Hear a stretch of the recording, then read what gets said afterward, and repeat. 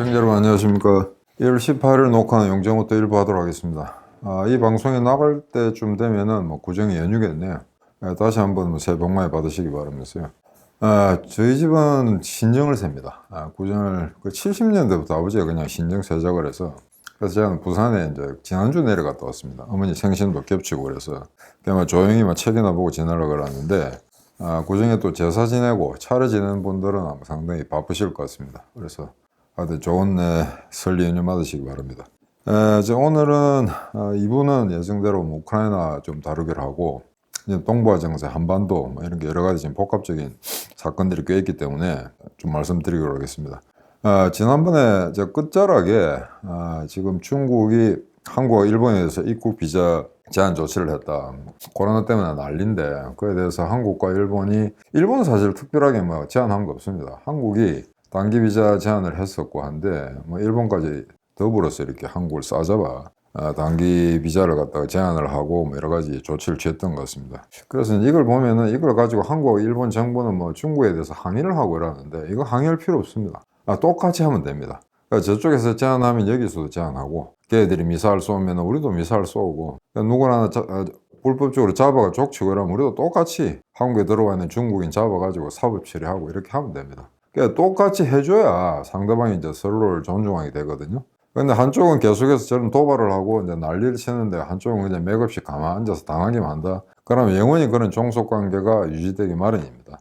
그래서 지금 오래전부터 서해안에 이제 중국 해적단 비슷한 놈들이 와서 불법 조업하지 않습니까? 그럼 그 이제 경고 하는 과정에서 한국 해경이 이제 목숨을 잃는 그런 이제 불상사도 있었는데, 그러면은 다 붙잡아서 납포해서 사법 처리를 하든지 아니면은 의도적으로라도 기관포로 갈겨서 배 한 척을 침몰시키고, 그러고 중국에 항의하면은 미안하다 몰랐다, 북한 애들인 줄 알았다 이렇게 하면 됩니다. 그 다음에 북한 함정에 갔을 때는 다 잡아지기고 몰랐다 이거 중국 배인 줄 알았다 이렇게 하면 되거든요. 그런 식으로 강경 모드로 나가야, 그래야지 얘들이 좀 이제 결기가 있는 놈이다 라고 조심을 하지, 죽이고 어떻게 돈 빼앗고 난리치고 사기치고 하는데도 가만히 있는 정부 같으면 이제 계속해서 얕잡아보게 되겠죠. 그래서 제가 간단히 정리하자면 그냥 상호주의로 하면 된다. 외교는 무조건 상호주의입니다. 그냥 지금 이제 얼마나 이게 웃기냐면은 일본도 마찬가지인데 한국도 그렇고요. 한국이나 일본 사람은 중국에 서 땅이나 건물을 살 수가 없습니다.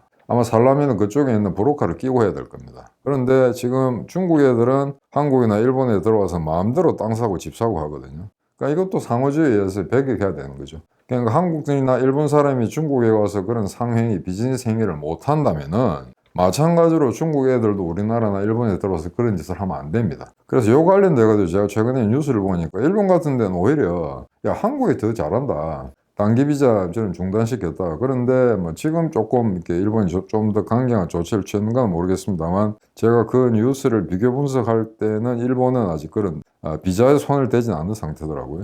다만 일본으로 들어온 사람 PCR을 해야 된다 그런 코로나 방역 조치만 일부 강화했을 뿐이지 비자에까지 손을 대진 않았습니다. 그래서 일본 일각에서는 오히려 한국이 더 중국에 강경하게 대항하고 있다라는 식으로 이제 한국을 본받자 이런 식의 어떤 의견도 제시하고 있는 그런 상황입니다. 그래서 이 문제는 앞으로 계속해서 에스컬레이트 될 가능성이 많은데, 중국이 만약에 추가적으로 어떤 좀 부당한 조치를 취한다면은 외교 문서로 항의할 필요도 없습니다. 그냥 똑같은 조치를 취하면 됩니다.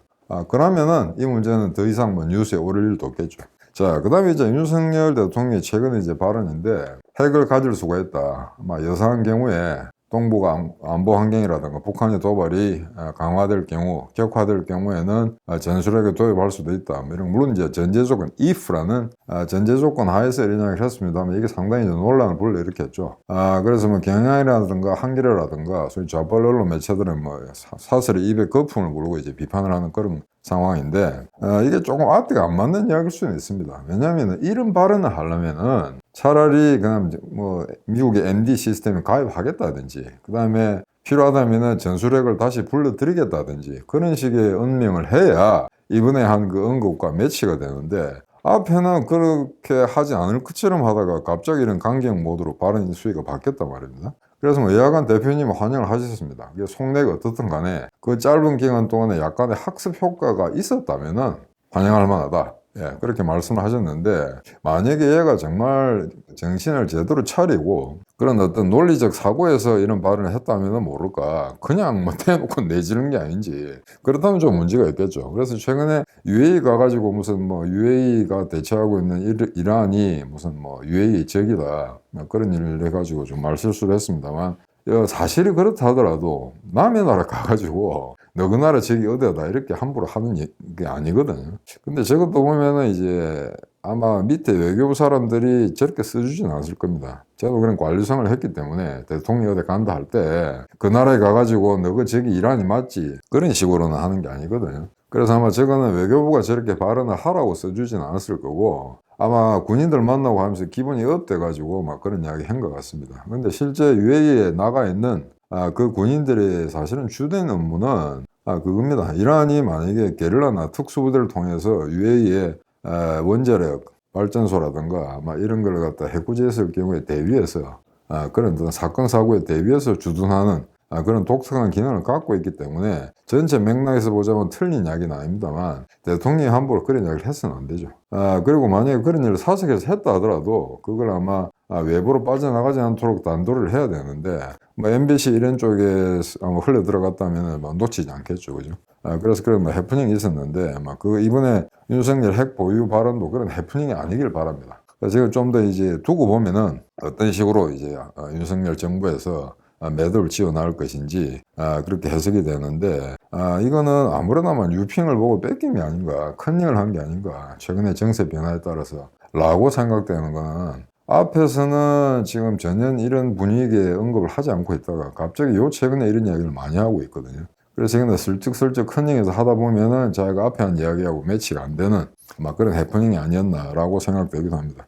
그래서 이거는 설사 제가 지난번에 말씀드렸습니다만은 일본하고 핵 공동 개발하는 게 불가능하고, 그 다음 우리가 독자적인 핵 개발을 한다는 것도 기술적으로, 그 다음에 안보적으로 대단히 어려운 얘기는 하나, 이런 식으로 계속 내지르는 과정에서 미국을 압박을 해야 됩니다. 그래서 이런 게 이제 만연화돼 가지고 이게 툭 하면 이런 이야기가 나온다라고 할 경우에, 그럼 미국은 이제 좀 조심스럽게 접근하겠죠. 너희들이 그렇게 극단적인 선택을 하게 될지 모른다면은, 그러면 안전빵으로 옛날에 두었던 약 2,000기 정도 한반도에 배치했던 그 핵 전술 무기를 그냥 다시 배치하겠다든지, 아니면 약간의 수위 조절이라든가 양적 질적 어떤 그 합리화 이런 걸 갖다가 그쪽에서 미국이 선제적으로 도모하면서 우리 쪽에 접근해 올 가능성도 없지 않아 있습니다. 그래서 이거는 실질적으로 반드시 그래 해야 된다는 게 아니고, 물론 전제 조건을 달았죠, 그죠? 북한이 계속해서 도발하고 전쟁의 위협이 고조된다면은 라고 달았습니다만, 언론에서는 이제 뭐 if 어떻다 그런 이야기 안 하죠.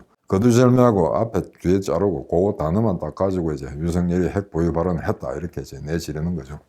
미국에서는 뭐 적극적으로 반응하지는 않습니다. 존 커비 조정관 같은 경우에 여하간 핵 확장 억제 전략을 계속 유지하고 한반도 비핵화를 추진한다는 식으로 이제 그런 엄명을 남겼는데, 비핵화 저 말도 사실은 언제까지 계속될지, 만약에 전쟁에 준하는 그런 도발 사태 같은 게 동북아 한반도에 만약에 터진다면 더 이상 비핵화 평화 이런 단어는 이제 문서상에서는 이제 아마 당연히 사라질 겁니다. 그래서 이 문제는 나중에 이와 유사한 핵 문제가 제기됐을 때 어떤 식으로 문제가 이제 불거져 나올지 그건 좀 더 이제 지켜보도록 그렇게 하겠습니다. 그러니까 이런 과정에서 우리가 계속 중국과 미국 이런 데서 이제 말실수하고 삽질하고 여전히 이런 여러 가지 앞뒤가 안 맞는 논평들을 내놓으면서 미국과 관계가 약간 어려워질 때도 있고, 그 다음에 오히려 이제 너무 지나치게 의욕적으로 나가는 과정에서 미국이 서둘러 진화하는 이런 일도 앞으로 계속 생길 겁니다. 계속 생겼는데, 이런 와중에 최근에 미국과 일본의 이제 동향, 그 다음에 영국과 일본의 동향 이런 걸 보게 되면 굉장히 차근차근 체계적으로 점점점 어떤 안보 관계, 경제 관계 심화가 이루어지고 있다. 그렇게 지금 평가가 되고 있습니다. 그래서 지난번에 제가 잠깐 언급을 한 적이 있는데, 영국하고 일본이 지금 차세대 전투기, 5세대 전투기를 공동 개발을 한다. 이 문제에 대해서 잠깐 추가적으로 언급을 하자면은, 이게 만약에 한 20년 전만 하더라도, 아니 한 10년 전만 하더라도, 만약에 영국과 일본이 이런 독자적인 전투기 개발을 한다 이러면 미국이 아마 엄청난 방해 공작을 했을 겁니다. 근데 지금 사태가 미국이 도저히 전 세계를 혼자 안보적으로 군사적으로 커버할 수가 없는 상황에서, 그래 좋다, 전투기 정도 너희가 공동 개발해가지고 독자적으로 배치 운영한다는 것에 대해서 아마 전혀 반대를 하지 않겠다, 오히려 적극적으로 지지하겠다 라는 식으로 이제 태세 전환을 보였습니다. 그래 이게 그만큼 이제 이 안보 환경이 좀 어렵다는 이야기겠죠. 그래서 과거에 미국 혼자서 모든 걸 컨트롤할 수 있는 그런 체제였다면은 아마 영국이나 일본이 비밀리에 이런 공작을 했다면 당연히 CIA가 개입해가지고 난동을 부렸을 겁니다. 그리고 일본의 어떤 이 조치에 대해서 미국이 환영의 뜻을 표하니까 오히려 일본은 굉장히 당혹했다고 하더만요. 이거 분명히 아마 미국이 견제를 하거나 또는 다른 오프를 내면서 자국의 전투기를 사가라고 했을 건데 그냥 뭐 기분 좋게 그냥 좋다. 너희들 공동 개발하는 걸 지지하겠다. 그냥 묵인하겠다 정도가 아니고 지지하겠다고 발언을 했습니다. 그래서 이것만 보면은 영국, 미국, 그다음에 일본 이 3개국 간의 어떤 안보 군사적 협력이 어느 정도 심화되어 가고 있는가 하는 걸 갖다가 단적으로 드러내는 그런 사건이 아닌가라고 생각됩니다. 그리고 들리는 소문에 의하면 아직 제가 100% 확인은 못했습니다만 아마 영국과 일본이 공동 개발한다고 하는 이 전투기 제작에 아마 이탈리아도 같이 같이 가입하고 싶은 이탈리아 기술은 어느 정도까지 반영이 될런가 모르겠습니다만 아마 그런 뜻을 표명한 걸로 그렇게 극히 일부 제한된 매체에서 뜨고 있기 때문에 그것도 어느 정도 가능성이 있는 이야기가 아닌가 아마 그렇게 지금 짐작이 됩니다. 그리고 최근에 이제 또 일본하고 미국 그 사이에 2+2 외교장관 회의가 있었죠. 이 2+2라는 것은 우리나라하고도 있습니다. 한미 간에 됐는데 이제 안보장관들이라고 하게 되면은 외교장관, 국방장관이죠. 그래서 미국에서 국무장관하고 국방장관, 그 다음에 일본의 외교장관과 국방장관, 뭐 일본은 자유대니까 자유대 장관이 되겠습니다. 그래서 2+2로 이제 그 회의를 계속 한 게 언론에 계속 크게 아마 다뤄지는 그런 상황입니다. 그리고 특히 2023년 일본에 있어서 굉장히 중요한 게 일본이 최근에 그 유엔 안보리 비상임이사국에 들어갔습니다. 유엔 안보리 상임이사국은 여러분들 잘 아시다시피 핵무기를 가진 5개국입니다. 그러니까 미국, 영국, 프랑스, 러시아, 중국. 그 다음에 그 밑에 이제 비상임, 상임이 아닌 비상임이사국이 10개국이 있는데 이 10개국은 임기가 2년인데 5개국씩 돌아가면서 바꿉니다. 그래서 이 2023년부터 2년 동안 일본이 비상임이사국 수임을 하게 됐는데 이번에 같이 된 나라는 아마 유럽의 스위스, 그 다음에 아프리카의 모잠비크, 몰타로 조금은 섬이 있지 않습니까? 지중해. 그 다음에 남미의 에콰도르 이렇게 되는데 아마 북한의 핵 문제라든가 중국의 도발 이런 데서 아마 일본이 굉장히 안보리 비상임국 그 지위를 이용해서 굉장히 이제 강경하게 대응하지 않을까 아마 그렇게 지금 점쳐지고 있는 그런 상황입니다. 그리고 또 하나 중요한 거는 이번 5월 달에 일본 히로시마에서 이제 G7 회의가 있습니다. G7은 아마 선진국들 동창회 같은 건데 거기 아시아를 대표하는 나라는 일본밖에 없습니다. 그래서 이번 2023년에 일본이 이제 굉장한 어떤 다자 회의의 어떤 주역을 맡게 됐다는 거. 그래서 아마 기시다 총리로서는 이 기회를 아마 10분 이용할 걸로 아마 그렇게 지금 짐작이 되고 있습니다. 그런데 뭐 히로시마에서 지금 개최한다는 것도 약간 뭐 2차 대전 때 어떤 원폭의 피해 이런 걸 코스프레 하려고 하는 모양인데 저런 거 보면 일본이 보면 굉장히 대국적으로 나가는 듯 하다가도 좀 찌질한 면을 보이는 거거든요. 그냥 동경에서 하면 되지. 뭘 굳이 2차 대전을 발발시켜. 물론 그 이제 원인을 제공한 거나 서구 선진국일 수도 있으나 일본이 진주만 기습을 통해서 일단은 이제 공격하는 가해자가 된 상황에서 전쟁 말기에 이제 원폭을 피해 본 거, 그걸 가지고 코스프레 하기 위해서 뭐 히로시마에서 저는 다자회를 개최한다. 뭐 미국하고 영국이 오케이 했으니까 된 겁니다만 굳이 저렇게까지 할 필요는 없는 거죠.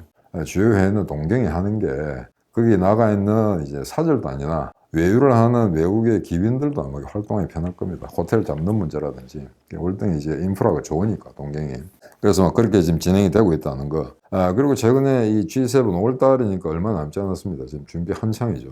그래서 그 G7 회의를 위해서 기시다 총리가 이제 그 회원국가를 쭉 방문을 했는데 얼마 전에 불과 지난주였습니다. 1월 13일 미국 방문한 게 마지막이었는데 제1착은 프랑스였고요. 마크롱 만났고 그 다음에 이탈리아 가서 멜로니 수상 만났고 그 다음에 이제 세 번째가 영국, 그 다음에 캐나다, 미국 이런 순서였습니다.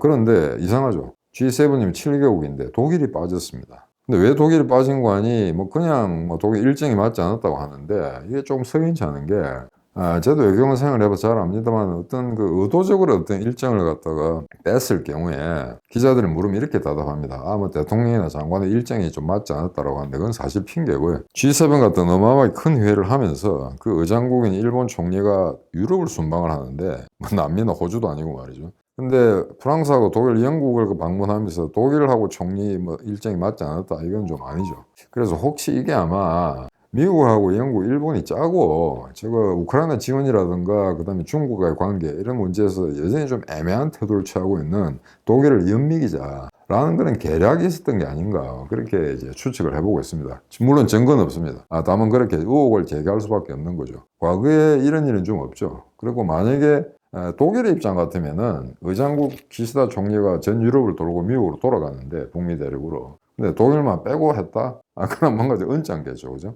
그래서 이건 아마 최근에 어떤 독일의 굉장히 불분명한 태도, 특히 우크라이나와 중국에 대한 태도, 이게 왔다 갔다 하지 않습니까? 어떤 점에 있어서는 마치 서구 세계와 동일 선상에서 보조를 맞추는 것처럼 하다가 또 어떤 점에서는 굉장히 이제 국가 이기주의적인 그런 행보를 걷는 이런 좀 갈짓자 그럼. 그 다음에 독일이라는 게 단 한 번도 단일 정권이 이렇게 정권을 인수해가지고 쭉 해본 적이 없고 거의 대부분의 연정을 했었기 때문에 지금 다기다양한 어떤 정치적 스펙트럼을 가진 어떤 여러 개의 정당이 좌파연합에 구성된 상태이기 때문에 거기서 나오는 어떤 그 강령이라든가 정책이라든가 구체적인 어떤 그 의제에 대한 입장이 그렇게 정연하게 모두 합치되는 그런 거는 아닌 걸로 알고 있습니다.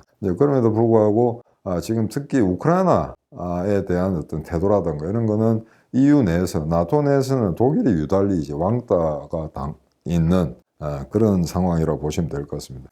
그래서 일단 1월 13일 날 이제 미국에 방문해가지고 마치 이제 그 과거에 한국이나 미국이 사이가 좋았을 때 막 그런 식을 연출하는 것처럼 굉장히 이제 바이든하고 기시다가 사이 좋게 지내는 나이 차는 꽤 납니다만 상당히 친구처럼 이렇게 손을 잡고 등을 밀고 하는 이런 장면들이 많이 노출됐습니다. 그래서 아마 아베 때도 굉장히 친미적이고 강성 우익적인 그런 발언들을 하면서 인도태평양, 그 당시 인도태평양 말이 없었죠. 그래서 거기서 일본의 어떤 외교적 군사적 지위를 늘려나가겠다 하는 데 있어서 미국이 그렇게 적극적인 환영의 의사를 표하지 않았었는데 이번에 기시다 총리가 사실은 그 열매를 다 가져가는 듯한 그런 느낌이 들었습니다. 그래서 요즘에는 일본이 뭘 한다고 한들 헌법을 바꾸겠다, 그 다음에 군비를 증강시키겠다 이런 일을 어떤 일을 하는 간에 미국은 무조건 이제 찬성입니다.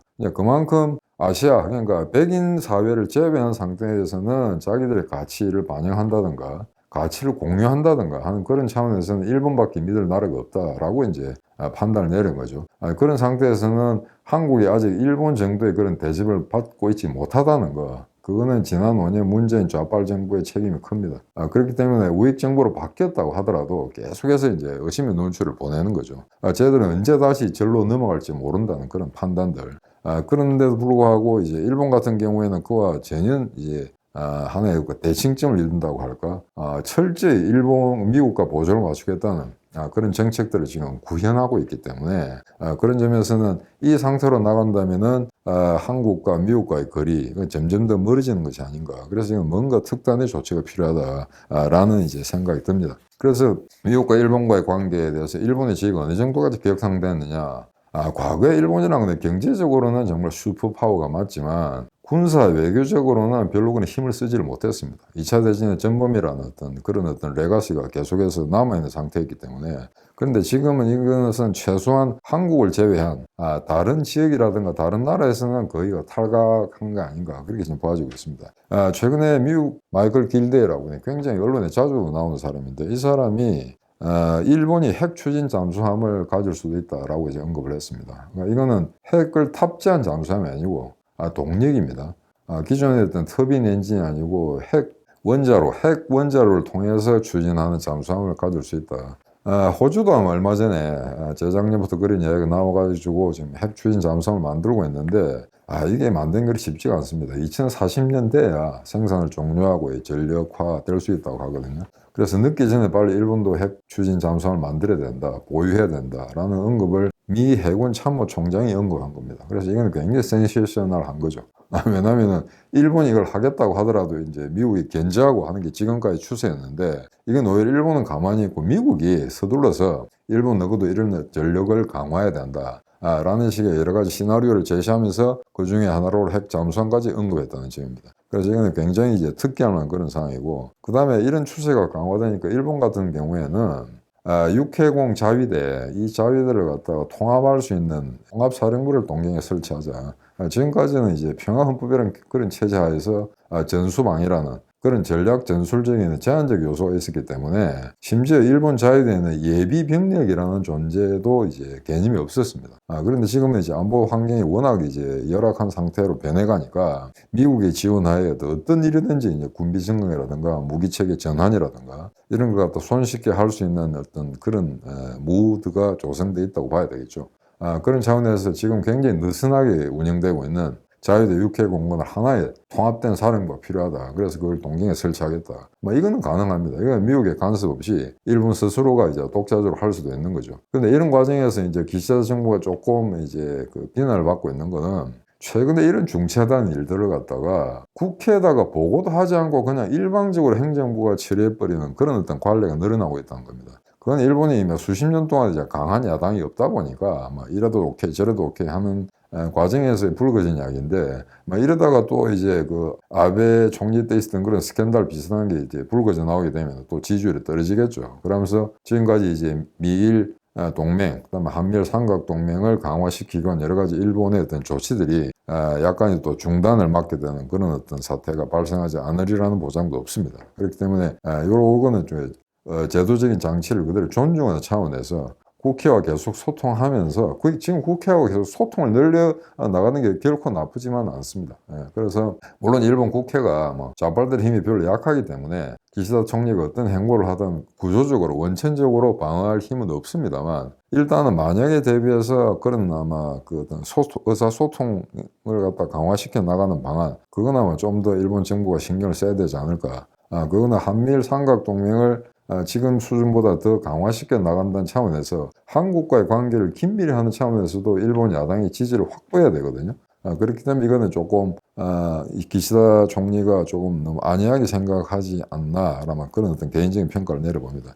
그런데 여기서 또 하나 재밌는 거는 일본이 육해공 통합사령부를 유지하는 것 외에 지금 현재 미국의 인도태평양 사령부는 하와이에 있습니다. 태평양 함대 본부가 거기에 있는 거죠. 그런데 지금 동북아라든가 인태의 어떤 그 안정을 해치는 그런 저해 요소는 결국 중국과 북한, 러시아 이렇게 됩니다. 그래서 하와이는 너무 멀다. 그래서 이걸 차제에 주일 미군 사령부로 옮기자라는 움직임이 있습니다. 아직 확정된 건 아닙니다만 일본하고 미국이 극히 소수의 어떤 안보기관 이런 데서 모락모락 피어나고 있는 뉴스인데 아마 조만간 분위기가 무르익는다면은 아마 이 의제도 토론을 하거나 실행에 옮기는데 본격화되지 않을까 그렇게 생각하고 있습니다. 그러니까 쉽게 이야기하자면은 어떤 안보 환경의 어떤 주된 축이 지금 현재는 태평양 한가운데가 아니고 남진해라든가 동진해, 그 다음에 일본 해협, 그 다음에 대한해협 이런 쪽에 지금 몰려 있기 때문에 결국에는 이 방어를 할 수 있는 그리고 혹시 중국이 대만을 칠지 모른다 이런 가정하에 통합사령부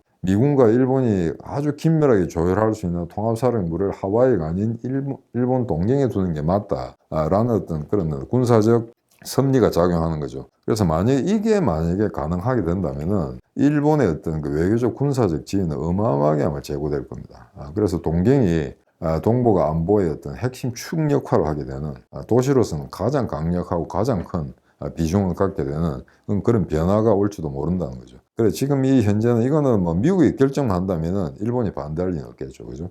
그렇기 때문에 이거는 아마 점증한 어떤 중국의 위협이라든가 북한의 미사일 도발이라든가 이게 지금보다 더 현격하게 한 차원 높은 단계로 아마 업그레이드 되면서 더욱더 동북아 환경 어떤 지정학적 어떤 위협 요소를 강화시켜 나가는 차원으로 된다면은 아마 이것도 아마 조만간 실행에 옮겨지지 않을까 아마 그렇게 예측이 되고 있습니다. 그리고 마지막으로 말씀드릴 거는 이 와중에 하는 재미있는 시뮬레이션이 발표가 됐었는데 중국이 대만을 칠 경우에 미일 연합함대가 중국과 대결한다는 구도를 전제로 한 겁니다. 미국의 CSIS라고 국제전략문제연구소에서 시뮬레이션을 했었는데 소위 말해서 워게임이라는 겁니다.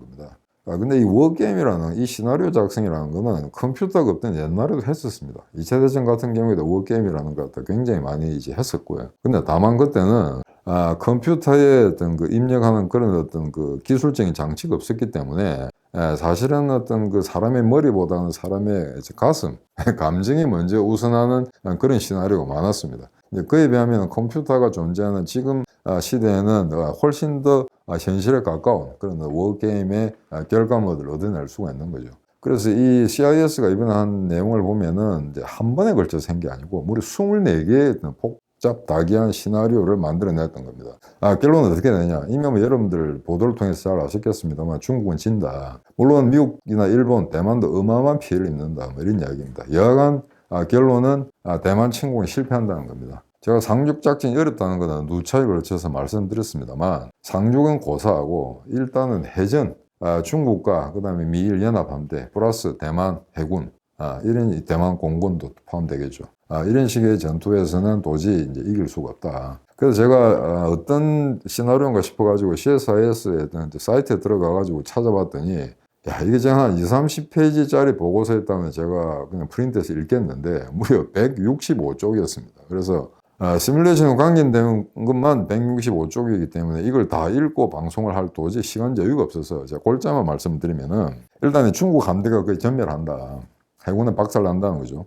근데 중국 함선은 약 138척, 그 다음에 공군기가 161대가 격파된다. 그 다음에 중국 육군은 7,000명 전사, 해군은 한 15,000명 정도의 사상자가 발생할 거다. 그러니까 줄잡아 부상, 그 다음에 행복물량 다 합치면 약 3만 명 정도의 이제 피해가 발생한다는 겁니다. 그럼 미국은 어떻게 되느냐? 미국이 현재 핵 추진 항공모함이 10척이 있는데 그중에 2척이 상실된다. 그 다음에 전함은 7척에서 한 20척 정도. 그 다음에 3,200명에 달하는 수병이 전사할 거다. 그리고 부상자는 6,900명이 나왔다. 아마 일본도 만만치 않습니다.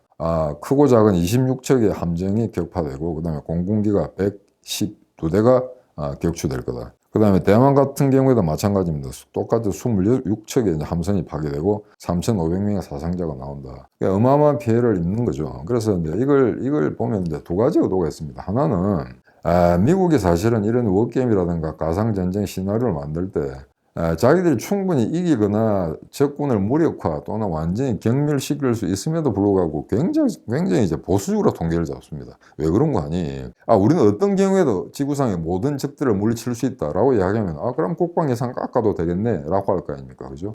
그러니까 상당히 엄살을 피운다는 겁니다. 이러이러한 차원이 있는데 이거 중국이 계속해서 우리를 압박하게 되는 게 수년간 이런 측면에서 중국이 미국을 앞질지 모른다. 이런 시나리오를 계속 만들어내는 거죠. 그래서 계속해서 군비 증강이 이루어질 수 있도록 그렇게 이제 그런 어떤 그 메커니즘을 착근시킵니다. 그래서 실제 만약에 전쟁이 벌어졌을 때 미국이 중국을 압도적으로 이길 수 있음에도 불구하고 우리도 어마어마한 피해를 받는다라고 이제 하는 거죠. 그래서 요런 논리는 이번에 24개 시나리오 만들기 이전에도 이런 식으로 미국은 엄살을 부려왔습니다. 그래서 사실은 대표님과 저는 만약에 이와 유사한 전쟁이 벌어진다면은 이거보다는 월등히 많은 피해를 중국이 입게 될 거고 지금 이번에 CSI에서 만든 이거보다는 훨씬 적은 피해를 미국과 일본이 입을 거다라고 그렇게 추측을 하고 있습니다. 물론 뭐 전쟁이라는 거는 이제 나봐야 하는 겁니다. 그래서 이제 이런 시나리오가 있고, 그 다음에 이제 또 하나는 이게 일종의 이제 중국에 대한 경고일 수도 있습니다.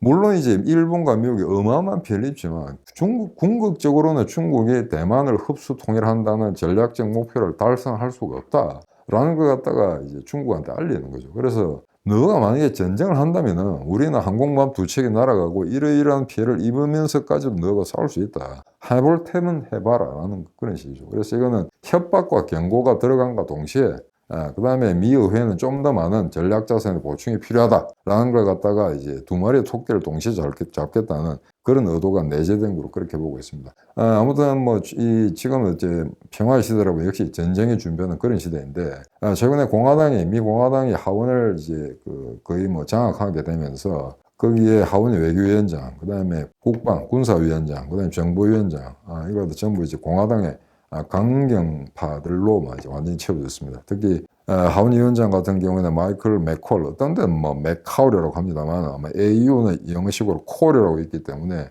마이클 맥콜이 맞는 것 같습니다. 하원 외교위원장이라든가 이런 사람들의 견해, 그 다음에 그 사람들이 지금까지 이제 겪어온 경험이라든지, 그 다음에 지금까지 만드는 여러 가지 어떤 중국이나 북한에 대한 입장, 이런 건 굉장히 강경 일본도의 사람들입니다. 공교롭 이름이 전부 마이클입니다.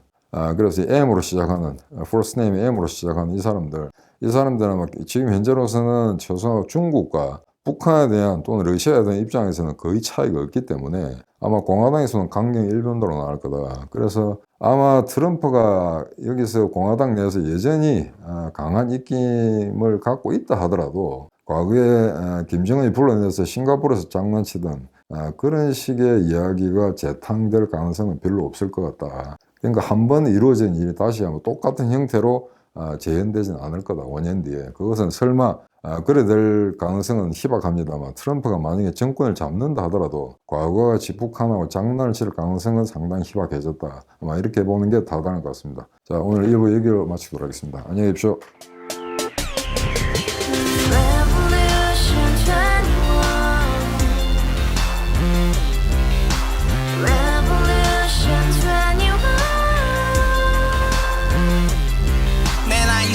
월세 30 코인빚만 300 서울에 온 지 벌써 10년 아둥바둥 버텼지만 여전히 난 반지 하에 제왕 곰팡이 연문제약 내비랑 깡통망통 완전히 폭망 90원 창문만큼 작아진 내 꿈 연애 결혼 내 집 모든 게 헛꿈 1년 전 떠난 여친 울며 말했지 같이 써봤자 평생 가본 게 꼭꼭꼭하지 가바후스 700 나도 소유주 가바후스 700 나의 소주 택시기사 우라부지 마트 캐셔 울어무니 우리 집안 다 털어봤자 후줄 그래 개선민 내미래 거기서 팍 끝난 거지 팍 더 이상 노력 따윈 괴물이 스펙 찾아서 말리 비오는 날 알바 잘려 맨날 학원 날 개쳐 발려 밤비 내리는 양화대교 홀로 걷고 있을 때 현수막에 아로 새겨진 평당 700짜리 아파트 다같이 소리 질러 혁명 21 가바후스 700 나도 소유주 가바후스 700 나의 소주 We live together in the house, brand new day, and your dream had just begun. Revolution 21, only hope and happiness. 너의 곁에 내가 영원히 함께. 지금까지 정치인들 입만 열면 찝찝찝 개소리 멍멍멍